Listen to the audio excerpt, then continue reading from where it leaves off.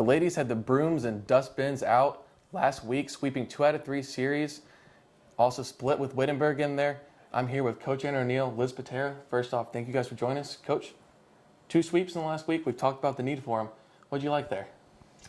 Well, I liked everything. I thought we came out last week. We played Saturday, Sunday, and then Tuesday against some really great teams. And we just brought our A game, and I couldn't have been happier with the outcome.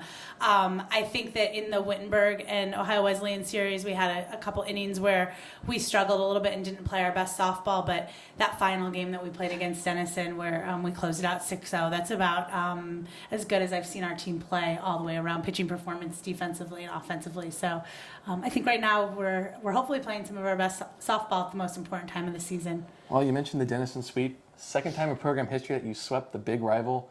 How did that one feel?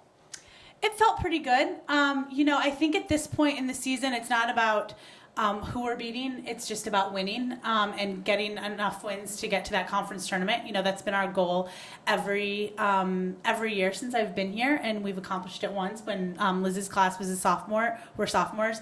And so I think that right now we're not so focused on what other people are doing or who we're playing. We're just trying to worry about ourselves and play good softball and control our own destiny. Liz, switching to you here. Defensively, you're playing at second base. A lot of balls go through that position. Defensively, relays around and stuff. What is your mindset when you head out there defensively? Yeah, I really just try to keep a clear mind. I know we talk about that a lot, but you just have to trust what you put in practice. And once the game starts, you kind of just let that all go and trust that you're going to be where the ball is and that you're going to do the right thing when it needs to be done. So that's kind of a cliche answer, but keeping a clear mind is my best mindset. Well, in a situation I would have kept a clear mind. Bottom of the ninth, tie game against Wittenberg, first game. You're on base. What are you thinking there as you're seeing that ball hit into the outfield and then take off for that winning run? Kind of before the pitch, go through almost every scenario. If it's on the ground, what am I going to do? If it's hit, deep into the outfield, how much time do I have? That hit was actually pretty shallow, so I knew I had to get on my horse there. And then when it came down to the slide, I just read it and kind of did what I thought was going to work, and it did. So it worked out for us. Say it worked pretty well. Now, Coach, switching back to you here, your last 2 NCAC doubleheaders are against the 2 teams that are in front of you in the standings. Do you change your mindset a little bit to a kind of a do-or-die situation, or do you just try to go in and do what you have been doing? Yeah, completely go in and do what we have been doing. Again, not focusing too much on the opponent or what they're doing, but, what we can do to play our best softball. And so it doesn't matter. I think if you look at our record, it doesn't necessarily matter who we're playing. Some of our losses have come against teams with records that aren't quite as good as ours. And then a lot of our victories have come against teams that are, should be better than us or, whatever historically. And so we're not really worried about who we're playing. We just know that we have to take care of business and go in there and play good softball. And we have to play good softball to beat any team, And splitting that doubleheader, the even out-of-conference game at Capital University, what were your thoughts scheduling that out-of-conference game toward the end of the NCAC season?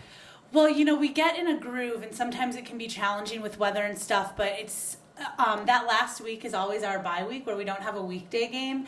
And so coming off that weekend game and then having, 6 days until we play again, you're just so anxious at that point. You really want to play. So it's nice to have a game in there to keep us fresh and be able to allow us to work on some things, to prepare for that final conference game and then hopefully the postseason play. All right. Now we're going to go out of bounds here. Everyone loves this part. Coach, we're going to start with you. You don't have a walk-up song, but if you could pick one, and keep in mind this answer, you do walk out on the field sometimes, so we might be putting this one in there, but what would your walkout song be? Okay, well, this is tough, and we always talk about this in the van, and I'm not really cool enough to, come up with anything, hip or anything, so I'm going to go with Old Reliable. There's a song called The Champ by Nelly. That my friend here, Liz Patera, hates and will not let me play in the van when we're on our spring trip. But if I had to have a walk-up song, it's such a good song. It's so inspirational. So that would be my choice. All right, Liz, switching you first. Why wouldn't you let her play it?